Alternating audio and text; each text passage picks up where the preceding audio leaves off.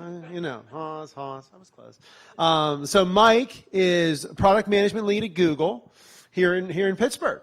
And so we're very happy to have Google not only as co-sponsor of our after party, but also having Mike as one of our two keynotes today. So with that, Mike, I'm going to hand you the mic. All right. Yeah, I make a lot of mic jokes when I want to speak. Well, thanks, everybody. Thank you, Nathan, for having me here. Thanks to the Product Camp organizers for setting this up and bringing us all together again. It's actually really exciting to see people in 3 dimensions again. It's great to see familiar faces. If I'm staring at you because I think I may recognize you, it's just I don't remember what it's like to see people face to face. I'm just more the novelty of humans in a room together is still weighing on me. But I'm excited to be here. I'm excited to talk about product management. I'm always excited to talk about it. I will try not to ramble too much. By the way, I've been at Google 10 years today. Today is my 10th anniversary at Google, so thank you. In fact, the week I started at orientation out in Mountain View was when Google announced Google Glass, which I can see from all your faces was a runaway hit. But it was really exciting. I was like, is this what it's like all the time? You make these big launches of crazy new products? And it turned out, no, that wasn't something that happens every single week. And it also proves that not every have a little bit of experience under my belt. I think it's been about 25 years that I've been in product management, which really sort of takes me to my talk. In those 25 years, I have heard all the quotes, all the cliches that many of you have probably heard. You may have heard a couple today. I'm sure you heard a couple just recently. And this is good advice. It's not necessarily bad advice, but it becomes a lot of the same things over and over again. You hear people talk about innovation. Henry Ford actually, there's no evidence that Henry Ford ever said anything about a faster horse. And in fact, you could argue Henry Ford was disrupted because he refused to put a roof on cars when all the other companies were. So. But it's a great story anyway. People want faster horses, but what we actually gave them was a car. Don't let perfect be the enemy of the good. You just heard you have all the responsibility. Apologies to Greg for putting your quote on my slide. That was already there. It's hard, and it changes all the time. And every position you're in, you will find it to be completely different than the previous one. So it's good to have some of these in your back pocket. There's 2 bits of advice I really want to focus on today. One of them is this one: bring data, not opinions. This is the famous look at this graph. Bring data, not opinions, or oftentimes you'll see data greater than sign opinions. It's a common one. I've used this one. The reason this is so important is because if you've heard that, okay.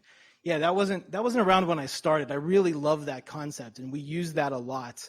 But just like all the product management cliches, it can also turn into a crutch sometimes, and product managers will say it a lot. This will never scale. This is the only way to build user trust. Like all opinions, by the way, that might actually be valid and informed by expertise. It's not that the user experience person is wrong. They're probably right that we need to do this to build user trust. But a lot of times these opinions are coming from all different directions. They contradict one another, and you don't have an easy way to break the tie. This is, to me, where product management really shines. This is where you get to use your superpowers. Data is critical to decision making. So the title of my talk is Bring Data and Opinions, because the bring data, not opinions part, I think, is incomplete.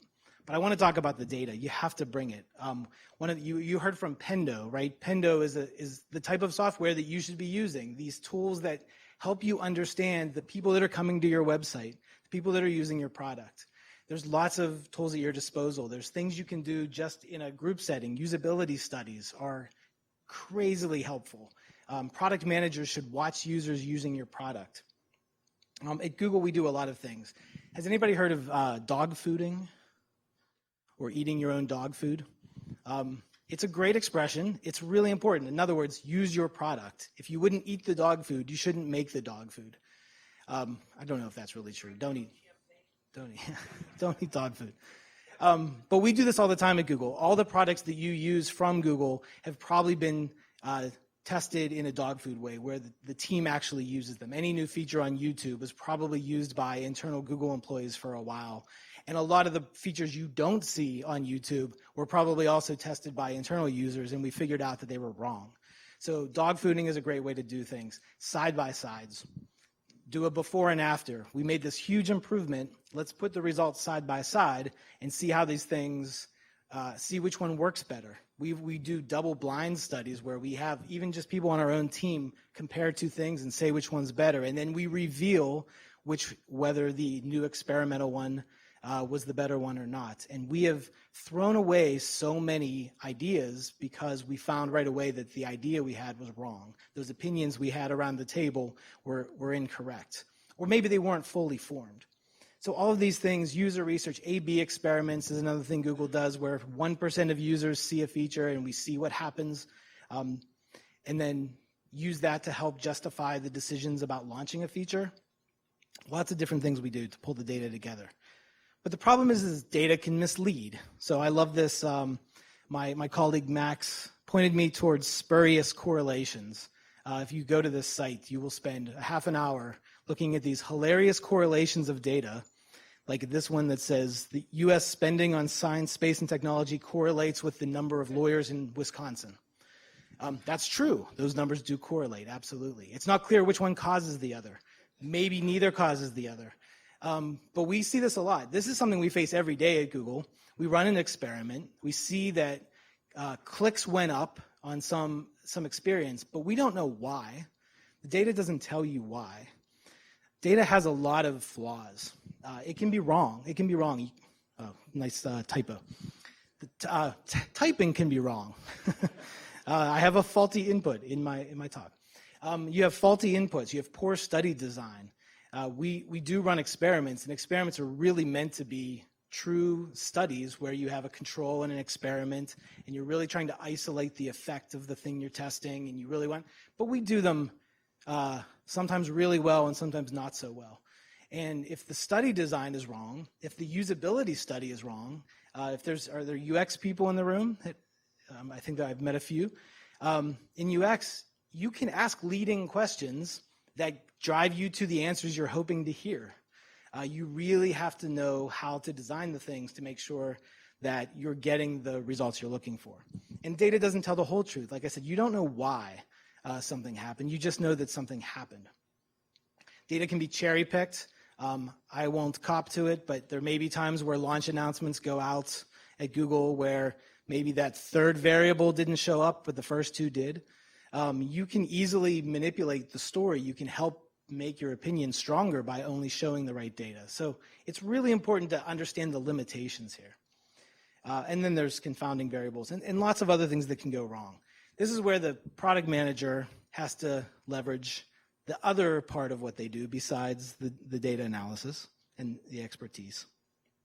I'm going to talk through an example of a study we did. I think you can tell by the product that's showing here that this is really old.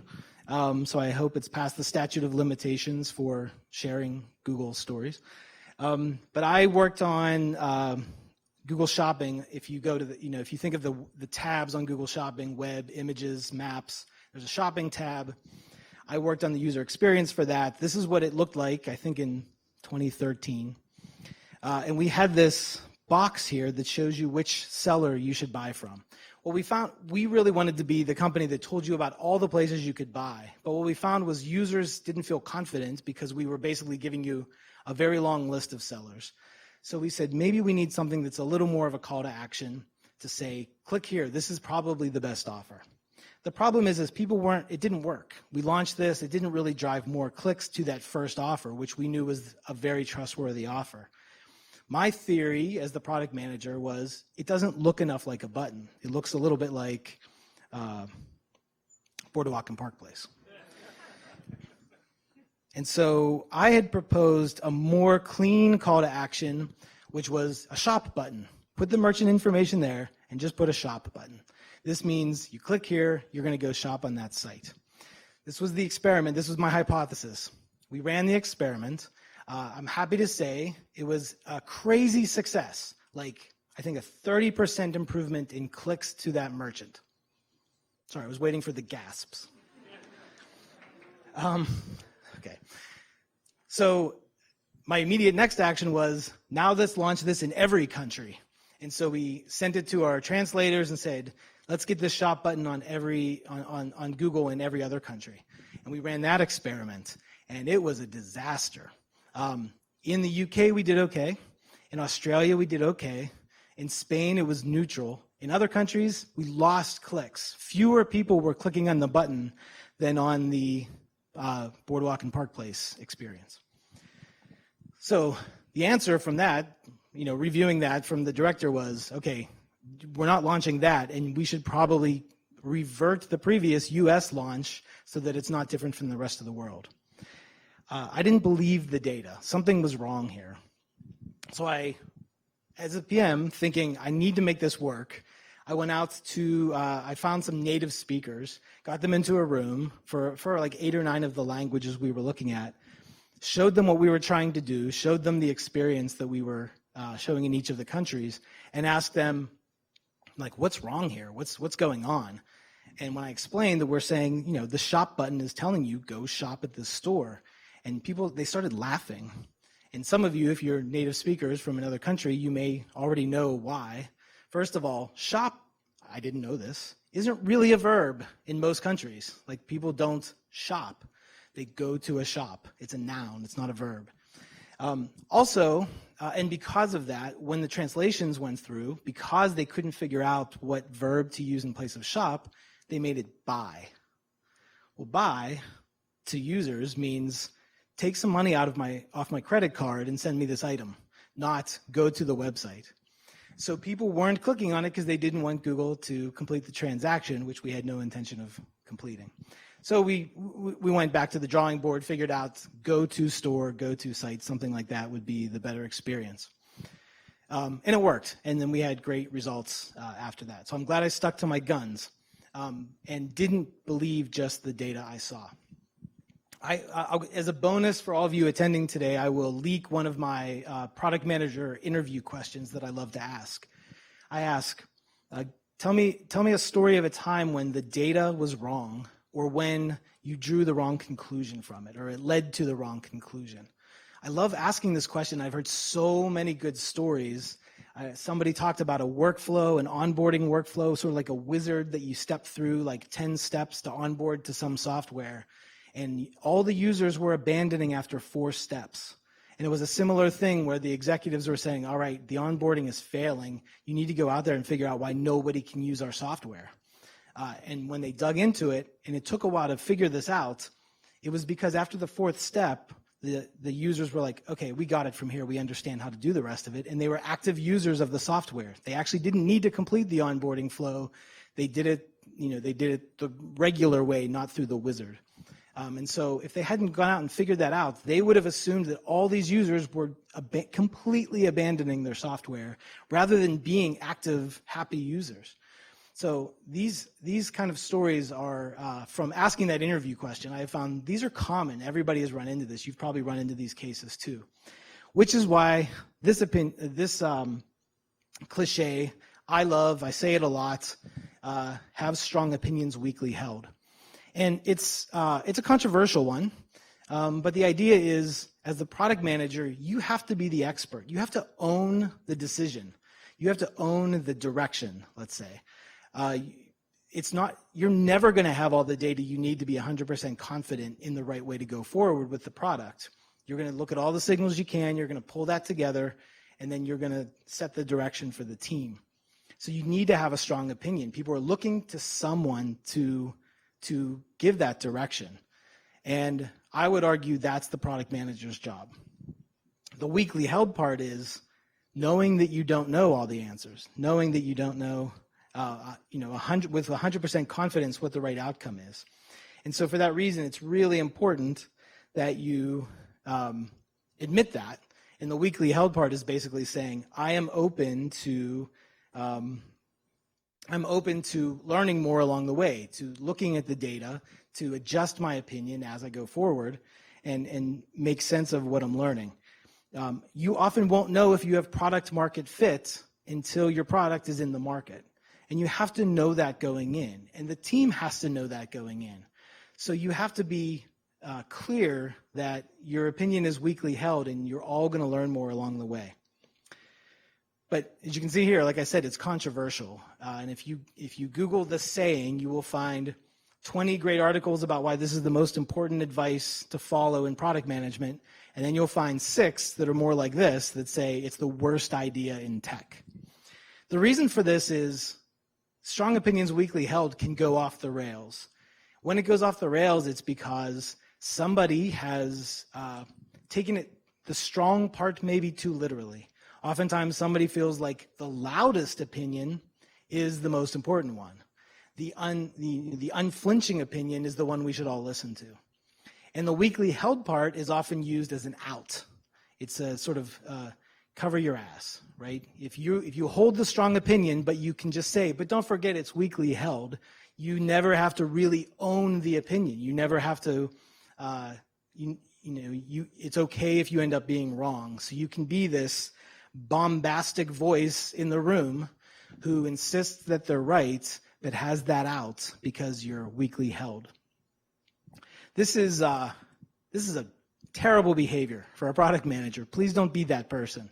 Don't be that bombastic person that you're gonna insist that you're right, that you're gonna try to dictate the path forward. This saying, by the way, comes from Paul Sappho. He's a Stanford professor. I think he was the one that coined it.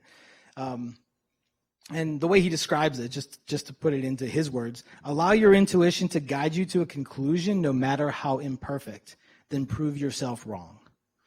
So it's going into it knowing you don't have the answer, but the team needs an answer. So you come up with the best answer you have from your intuition, from your experience, from the data you have in front of you, and then you go test it. Then you go validate it. Then you go try to find the answers that will prove you wrong.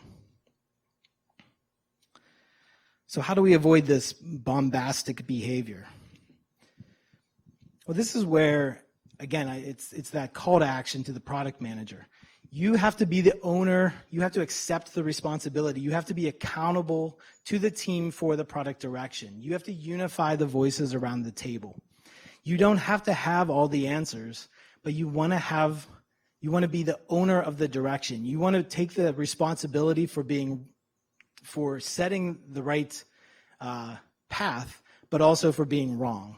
So allow your team to come to you with the information they have, knowing that you will be the owner and accept the accountability for what goes wrong as well as what goes right. And be transparent with the team. Tell them, I don't know for sure. Some of the articles that talk about why that idea is so wrong will say a better way to do it is to say, I'm about 70% sure that ... right? So put into terms like, this is just a forecast, and my forecast will get better over time. That feels like a different form of like tricky data, but the idea there is you're acknowledging the uncertainty and being transparent about it. And it's really important to be humble. The product manager, you're the one who's going to accept all the blame, and you're going to be the one that gives all the credit. You partner with your teams. I always say, find a co-founder. My success as a product manager has always hinged on whether I had a co-founder.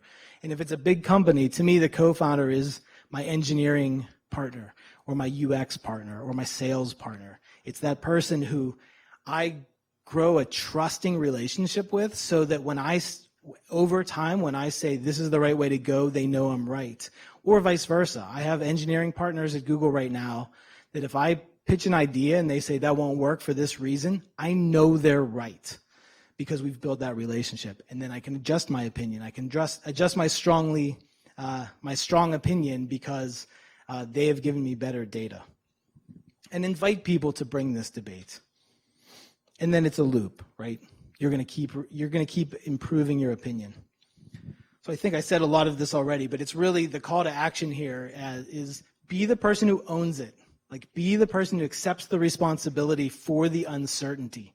If you're not comfortable with uncertainty or ambiguity, product management is going to be a really tough road for you. because you're going to come into a role and have to figure out what your job is. A lot of the people in the room won't even know what your job is. They're not even sure why you're there or how you can help. So a lot of it is figuring out how to shape all this uncertainty and tame it and make sense of it, and then become more and more certain over time. And it is a really tough job because you're never going to get to 100%. That number is never going to be 100%. If you ever feel 100% confident, you're in for a rude awakening, because humans aren't rational. Users aren't going to do what you wanted them to do. They're not going to do what they said they were going to do. They're going to do what makes sense for them at the time and the context that they're using your software. So it's really important to never think you're going to be able to predict it.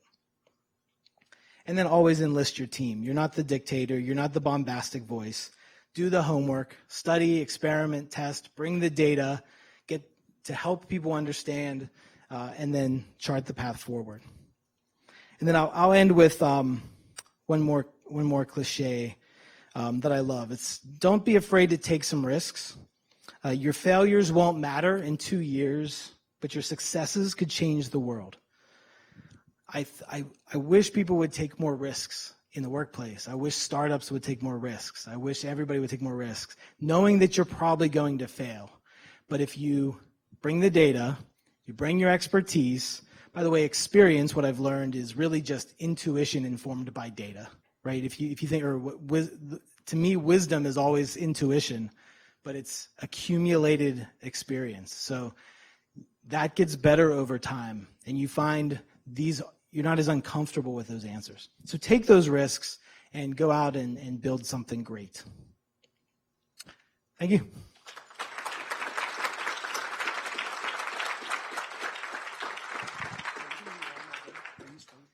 Oh, yeah. And by the way, please come to the after party. I'll be at the after party. I think a couple other Google people will be as well. I'm also happy to take questions if we have a few minutes. Well, we're right on.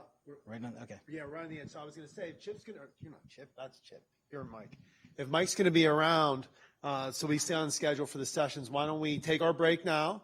Sessions start back up at 2, but Mike will be at the Google table. He'll be at the after party, and we'll keep everything going from there. How's that sound? Okay, everyone. Thank you, Mike. That was awesome.